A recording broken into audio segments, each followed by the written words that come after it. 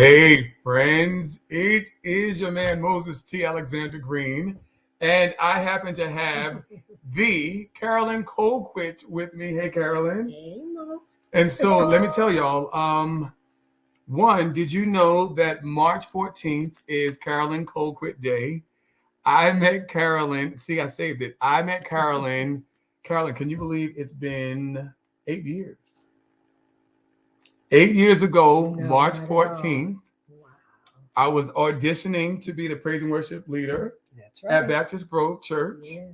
And did you think that we would be doing all of this? Well, I thought that I got a fantastic praise and worship leader. Okay. You Okay. know, it was just a progression. Yeah. I said what you needed to hear, and you Yeah. said Yeah. yes, and came into theater, and the rest is history. Yeah, because I wasn't doing theater back then. Right. Yeah, I actually remember my mother taught me. So, hey, everyone, it's Moses Alexander Green and Carolyn Colquitt. We're here to talk about Pooled, Yeah. a gospel musical drama. We are having our regional premiere at the Bowie Center for the Performing Arts. So we're doing our DC, Maryland regional premiere. But Carolyn, I remember that my mother said you don't ever have to be jealous of anyone. Mm-hmm. And I remember you and Reverend Allen talking about Black Nativity. Yeah. And I was cleaning up, and the thought came, I was like, man, I would like to be back on stage. Mm-hmm. And then the very next thing, 2 weeks later or a week later, you were like, hey, Moses, would you consider coming and auditioning for Black Nativity Mm-hmm. as a baritone? I got cast that very first night Mm-hmm. as Joseph. And after that, literally at the same time that we were doing praise and worship, by the time it was over and your tenure was over, The Color Purple and other things started coming to us. You remember that? Yeah. Wonderful theater experiences. In fact, that was the first and only time I've That you've been on stage. acting. Yeah. These are people telling me, hey, we're watching. Hey, thank you all. You know that I'm Hey, live. Why everybody. are y'all telling me that? So we did, how long did we do that? 2.5, was it 2 years? Black Nativity we did. Well, once you were twice Joseph? Joseph. I think it was 3 times Joseph. At least twice, so 3 times Joseph. Yeah. Okay. And how long had you done that show? The entire time, so it was 5-6 years. 5-6 years. Yeah, we did. We started. Deb and I started. Wow. So talk to me about the role of a music director overall, and then we'll get to Pooled. Well, the music director has to know what the music should sound like. Okay. I'm taking notes, everyone. I still take notes from my friend. What the music should sound like. What it should sound like, and what it takes to get the music to sound the way it should. Be it the instrumentation, Mm-hmm. be it the arrangement, the voices, the solos. All of it works together. And then also, which I hadn't really had to do for a while, is when to interject music into the actual acting in the theater part to underscore what's going on stage. Yeah. What I don't think people know, and maybe they learn for the first time, if I come on board in March, I know it's the summertime. I was like, Carolyn, I have this song. Yeah. And Carolyn's office at the church, I ended up saying, can you hear this? You had an appointment with Mia. Hey, Mia. You had an appointment with Mia right after.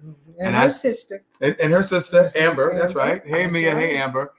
And from that, you heard Mercy, Mercy, Mercy. Mm-hmm. And so literally having had Mercy, Mercy, Mercy, which is now the opening song of the play. I can't wait for you all to see this. Oh, that's good. So now to have this song, and I had never sung it before anyone. Really? I had tried, but people were like, we don't sing. Yeah. And so you were like, yeah, it's something there. And then, so Mercy, Mercy, Mercy is the original song. I think on the sound recording, I think I want Shirley Caesar. Shirley, I need you to sing that song. He's always said that. I have always said that. Mm-hmm. I've always said that. Shirley Caesar, the queen of gospel. I want her to sing that. But what was it about that showed you that there could be something there? Well, it was easy. Okay.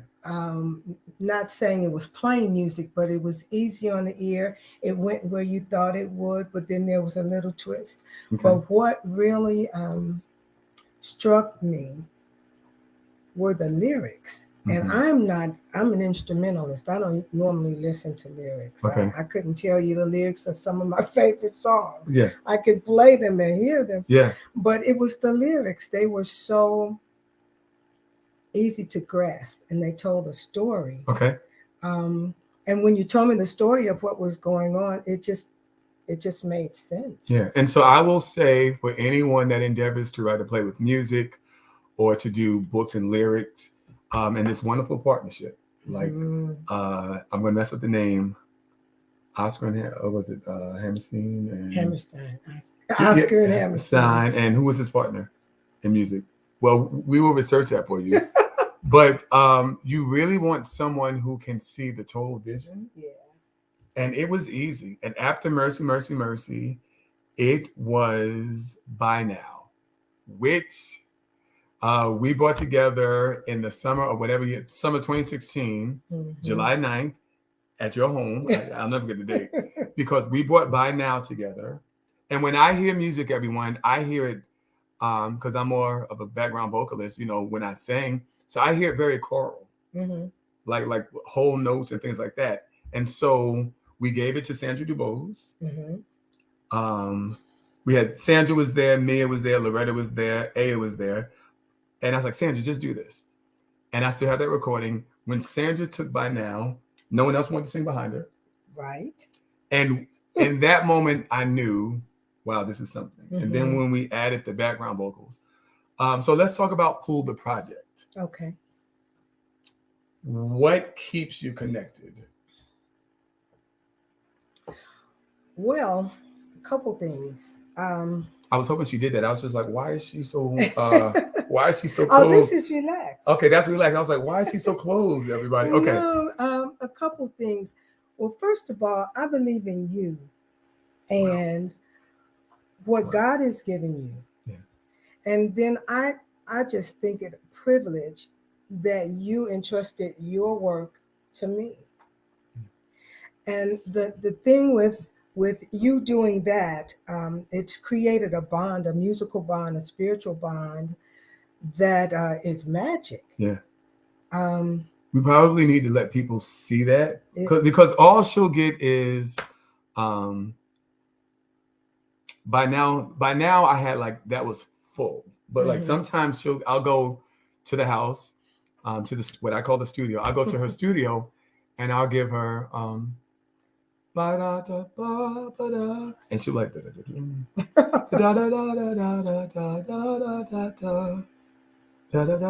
and literally, although I had the melody, Carolyn can create the arrangement and the emotion behind what I'm trying to convey. So does it take the music director believing in the project and believing in the person? I think generically it can work without that, but spiritually, I think you have to have that connection. Yes. Otherwise, it's a job when I finish to give me my check, Yeah. But I believed in your music, okay.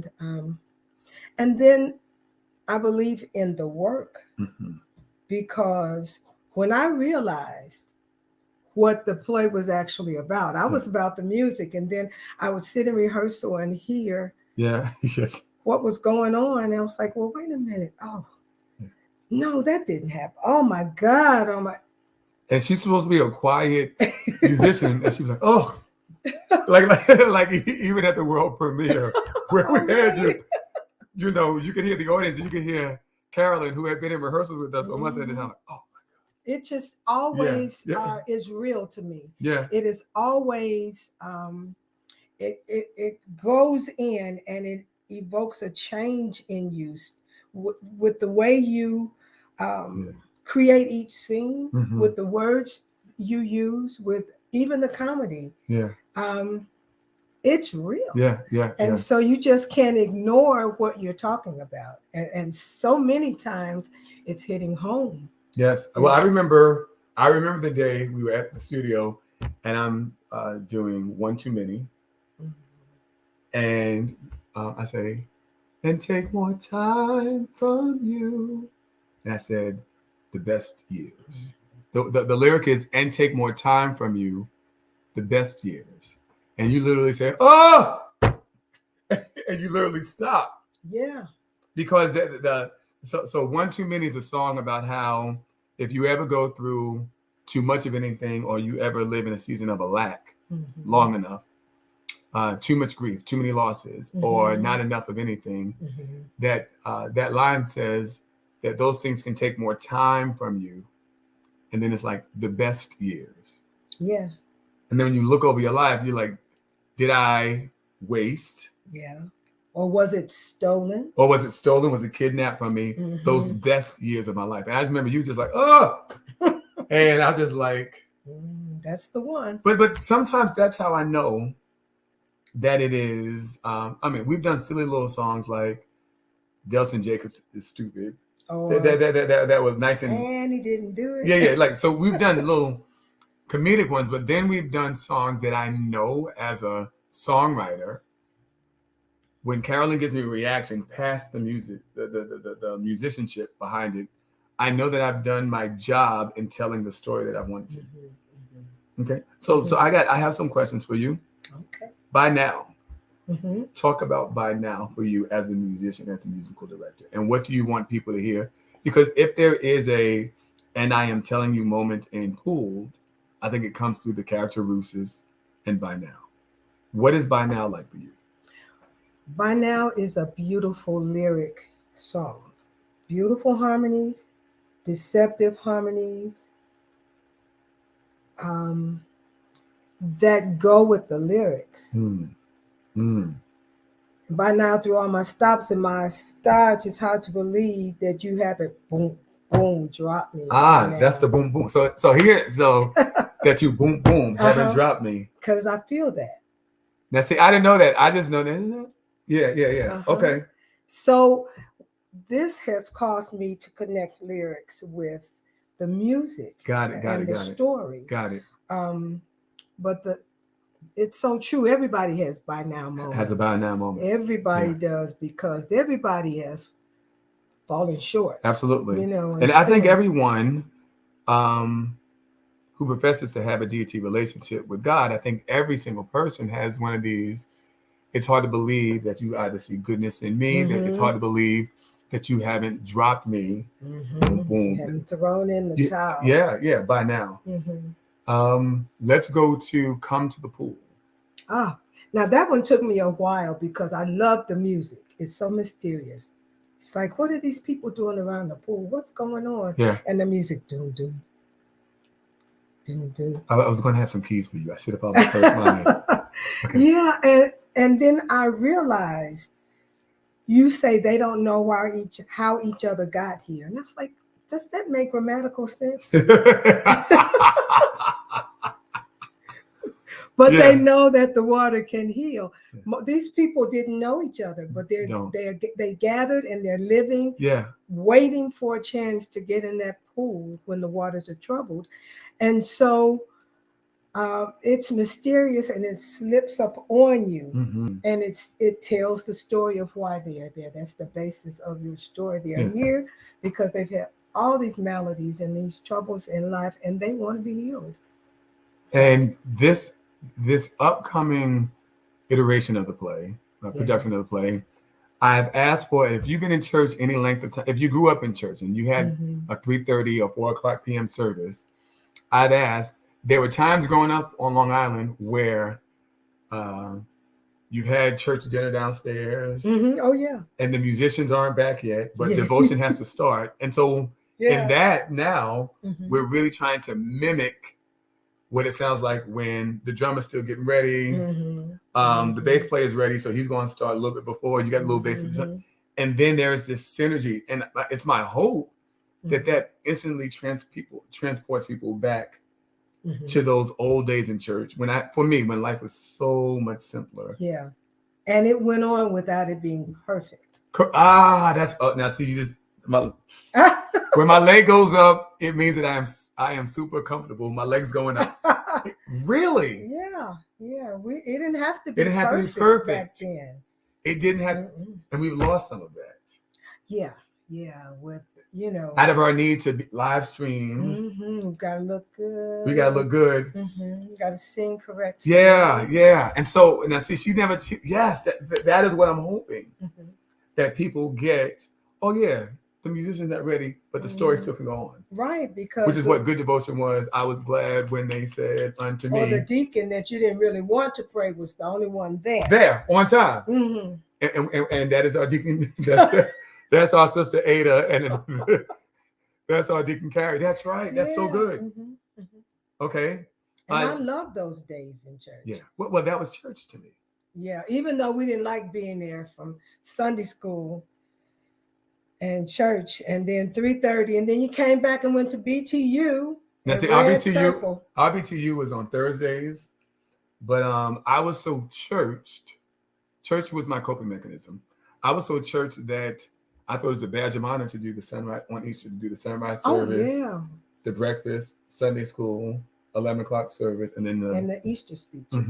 Yeah, that was my coping mechanism. Now, praise God, I got some balance. All right, next song. Okay. If you know the Lord is keeping you. What you got to worry about? Yeah. So is that a fun song for you to play? Like, what? It's real fun. Okay. Yeah, it's real fun. Okay. I don't really hear what it's saying, even though I know what it's saying. Okay. You're just in your zone playing. Yeah. It's one that will that you can enjoy even if you don't know what they're saying. Okay. Now this is one of By Now was our first masterpiece. Okay. Indeed. By Now was our first masterpiece, and that song kills every time. But I will say that having to, and I want to speak to every creative, as your work evolves, it will demand new things, new songs, new moves. And so we had to create a new song. And there's one day I was watching an interview with Whitney Houston on Oprah, and Whitney said that she asked God for one day of strength. And I was just like, wow, that's something. I was like, wow, that's something. And she got it. Yeah. And I asked God, just give me one day of strength. And I would say that after By Now, on the same level of By Now, especially the way that Tamika Law, Callie sings that song. And we haven't even added strings and everything else that we're going to add when we do it. When we actually do it at, wherever. Yes. But what do you think of One Day of Strength? It's real. Yes. Who knew? Yes, I needed to guard my heart, for I gave access to the issues of all of me. And how many people enter into any kind of relationship or enter into friendships or even enter into job situations, and you enter with a wide heart, and thinking that everybody is going to be like you. Correct. They're going to be trustworthy. Correct. They're going to be loving. They're going to be truthful. Yeah. And no, they're many times they are not. Yes. So here you are. Yes. Damaged. And then when you get in these toxic situations, and Poole says, listen, whatever toxicity you're in, God still can step into that situation and give you strength. But the way that Carolyn interpreted that, because all I would say, just give bah, and she knows what my bah means. I think it's a ballad of self-love. I think it's a ballad of you know how the Bible says David had to encourage himself. I think it's a ballad that says, okay, this is it. And I think every addict can say, God, I believe you in general, but for this, I just need you to deposit. So what is it like for you to play One Day of Strength? Well, I've not played it all the way through. That's right. With her singing in a long time, but the music itself is so powerful. The music itself is so powerful. It has so many faces. It starts so pure. Yes. With her realization that who knew I couldn't just be myself. I just had to. Who knew I had to be guarded when everything looked so wonderful? Yeah. And then so she comes to the realization that I got it wrong. I need more than me. So she's crying out to God because she realizes that's what we should all realize that's where our help comes from. And so the song just builds and it builds and it builds. And it does, y'all. It comes to the point where she's crying out to God. Yes. She's crying out and the music is right there with her. So we follow her to the highest of the heights where her heart is just on her sleeve and to where she's broken and barely singing at the end. And so it takes you on a musical, spiritual, emotional journey, and it sounds so good. That Tamika Law, remember the name. And so when we do, we're working and we don't mind talking about it here, we're going to begin a campaign to raise money for the sound, for the concept album. What a concept album is, everyone, is there are many plays that made it to Broadway because they had a concept album.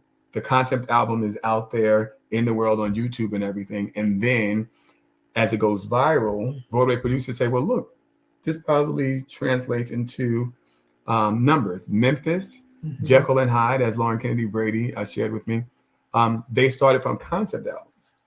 I want all of you to be in the room when Tamika Law sings that song with the orchestrations, live strings, like that song alone is going to be incredible. We have a question. So what did you intend to be reactions by creating songs that people have never heard? Was there an intent for people's reactions? I don't think your music was written for people to react to it. I think your music was written to further the story. Okay. Make people think. Yes. And the music is just the vehicle for it to go in. Yeah. The music, the chords, the progressions, and the lyrics and the melodies, which are just beautiful. But I don't think you were thinking about people when you wrote it. I wasn't. What I was thinking about was, because remember, when I first moved here, I was still doing parts of it, and I was like 4 or 5 characters, and people would be in the room, and I remember one woman in Nebraska. We took an intermission, and she was shaking like this, and she was smoking. I said, "You don't need a cigarette?" She's like, "Yes, I do," because we had taken them so deep. Okay, yeah. So the intention of the music, it wasn't a reaction, but it was so that people could exhale. People could adhere, admit, yes, own, and then exhale. And have the space for that. Because if I go from scene to scene to scene to scene, then I have cut you. And not giving you a chance. I'm not giving you anesthesia. So now that we started with mercy, mercy, mercy, that is meant literally to like a good devotion. And then there's the next invitational song, Come to the Pool. That's the song after the opening prayer. And then you get into it and then it's like, oh, wow. And then you get some comedy and then we cut you a little bit. So I don't think it was a reaction as much as I knew that the piece needed to breathe so that people could stay for the entire intention of the work. Because I know when we first started, it was so heavy of a play. It was so heavy. It was real. But I was just, I cried all the way through. I cried. I was angry. Yeah. Because almost every scene was something that I could relate to or I understood. Yeah. Well, I was going to ask you that. Of the music, by now, Come to the Pool, if you know the Lord is keeping you, One Day of Strength, where is Carolyn? I know that you said that the music was beautiful. But which one of those are you like, do you find yourself in? I think Same Tears. Oh, the same. Oh my God. The Same Tears. I love that one.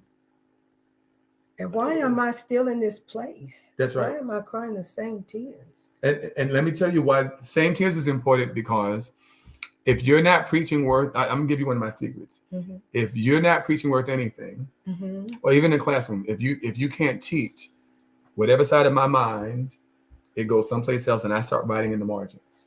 Mm-hmm. Okay, Mm-hmm. I was at church. I was in when I was living in Bowie. Whoever was preaching wasn't doing their job, and I apologize for that.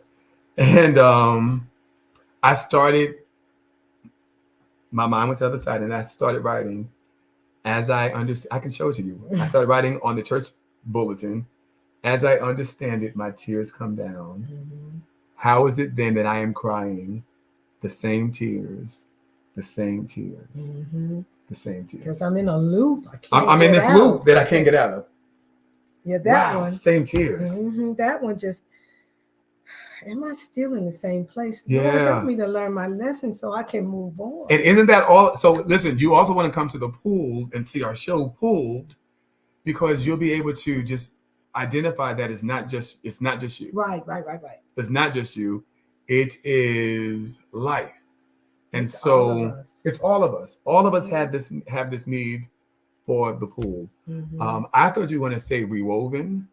I've got to say, of our creative, there are two moments that forever will symbolize what this music partnership is. Three. One is By Now. Mm-hmm. The second one, when we did One Day of Strength, I only had verse 1 when Tamika came in town. Mm-hmm. And we sat and we talked, and we were shooting the breeze, and you all were in there. She was singing. And then the lyrics came, and it literally feels like a moment in the 5 Heartbeats. When he comes in there and the sister's singing. And I literally ran in there, and I was just like, Tamika, sometimes. She's like, sometimes. I was like, I still try. And that creative moment was just incredible for me. It was a trilogy. It was. Mm-hmm. It was. Mm-hmm. I'm gonna look up trilogy after this. It was. But Rewoven. That was magical. Rewoven is on a day when Wake County Public Schools and the college where I was working, they're closed. Mm-hmm. Snow day.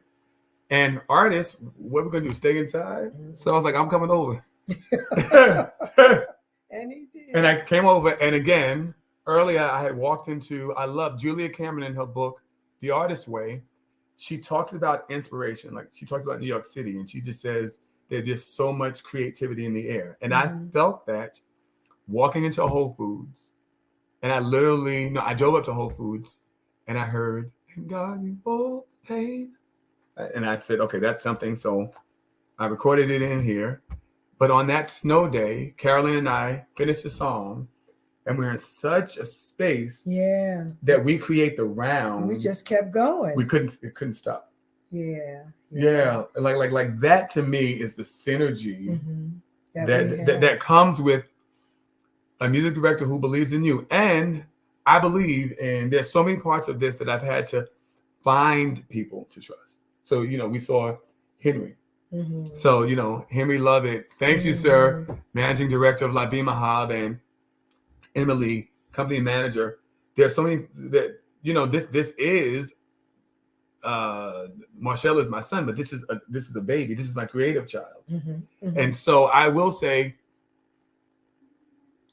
I have no need to micromanage any of the music. I don't have to show up. Now, I will still show up to band rehearsals. Yes, he will. And it's a good thing. It's a good thing. It's a good thing because I get time with my musicians, and then he'll sit there sitting on his hands until he has to, well, what about this? What about this? And we created nice stuff. But where, don't tell. But literally, I was like, Carolyn, what I'm hearing, what I heard in my dreams was, and we changed the tempo of a song. And she was like, well, no, don't do that. And thank God for Sam, who disobeyed. The bass player just started this groove. And I was like, Carolyn, and we just went with it. And then we went through it. And then we both reached the same part of the song. And she was just like, this sounds like Broadway. And so I have full faith. And so I would also say, if you're going to get into this creative process, you got to have mutual belief. Now, that doesn't mean that Carolyn and I agree all the time. Correct. Woo. Because I've made I've made some casting decisions sometimes without Carolyn Colquitt, and Carolyn, and I'm trying to solve a problem, and Carolyn will say, "Well, no, you got to change that because that person can't give me what that person used to. So you'll change that." She don't care about the budget. Hey, Mrs. Joyce, she don't care about the budget. She doesn't care about. You should have consulted me. That person get him back, and I was just like, okay. But I think that there's mutual love, mutual respect, and we just work together. You know, I mean, we work well together, as we did in praise and worship. In praise and worship. Now I will tell you, she jacked me up. Now I can tell it. She jacked like one Sunday. I thought I was giving it my all, and we went behind at the Grove. There's a ramp, the drum cage, and she jacked me up and was just like, "You're not giving it your all out there. You need to leave it on the court every service." And I was just like, "But I am." And then that next service, I understood. So I know that she's doing the same thing with every singer to leave it out there. Now, real quick before we leave, talk about the singers that we have this new time. Talk about the singers. Phenomenal. We have some of the singers from the original show. We have some singers. I'm gonna name them. Bettina Pennon. What can I say? Hallelujah. Okay. We have Jasmine Isaac back as Rooses. She's a younger singer who has a different flavor. Yeah. But it's so soulful, and she is so open to instruction. And well, what do you think? And I'll sing something for her. She said, "Well, I got that. I recorded that. I'm going to sing it just like that." You know, so I'll say, "No, sing the song. Don't sing it as a song. Tell the story. Tell the story. Tell the story." So what's the important word right there? She'll think about it and then she'll do it. Yeah. And now, is that the function of her talent, or does it take this marriage and does it take direction? Well, I think it takes direction, just like you have great actors, but there's a director. Yeah. Because I'm thinking it from experience of doing it before and knowing that's pretty, but that's not conveying this. Here is the important word. Yeah. So you got to get that. You got to get that word across. Right. That's right. You got to phrase it so that word tells the people this is the word. This is where you need to be, or this is how you feel. So I love her for her talent. Okay. And for her willingness to even get better. Yeah. And we got like 4 more minutes. And we had a moment the very first time that she came to rehearsal. It was so pure, I actually put it in the play. And it works. When she... You brought me from a mighty long way. You brought... literally, she was so caught up in what we had created in that moment. She just started singing out the blue. And I was just like, I want that. Yeah. And so that worked. Let's talk about Shannon Morrison. Oh, that cute little girl she's another younger singer who is very polished, but she knows the word of God, and she puts all of that into her music. Yeah. And it's beautiful, and you feel it. And you feel it. She's real. Yeah. And what I love about, I've grown as a director. I've grown as an actor. I've also grown as a director. What I love the choices that they're making. That I would just tell you, if you've seen Pulled before, it's not the same show. Not at all. And we're not talking about changing in set, and there are some, and the story has a little bit more diversity. Yeah, of looks, but it's just not the same story. And some of that comes from the choices that the actors are telling. Let's go to acting real quick. Let's talk about Orlando Eric Street. It's funny because he was so well-versed and experienced, but when he heard everyone sing and when he came to rehearsal, he was a little taken aback. He said, "I'm with stars or whatever." No, you're where you're supposed to be. And I love his willingness to get into the part. And he said, "Listen, I'm not your singer now." Truthfulness. But said, "Well, we'll work around. We'll work around that." And he looks like you. And he looks like me. And, Yeah. and he looks like me. So which is good since it's we don't tell that right now. Okay, yeah. Oh, that's right. yeah, We you don't tell that. And then I mean, we have so many great people. We can talk about Celeste Lloyd. Hennitz, Dahl, we can talk about Lloyd's, Deacon Carey. The last person I wanted to ask you about was, we could talk about Dominique Hunter. Let's talk about Sister Carrie. Sister Carrie, I was in rehearsal Monday night, and I just kept writing comments. Yeah. Because yeah, she was not acting. No. And I had to give some redirection twice.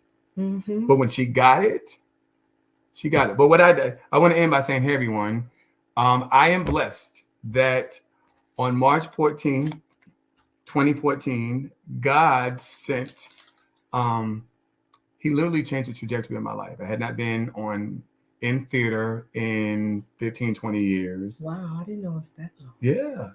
Wow. I hadn't done, since I was in college, I hadn't done any theater. Wow.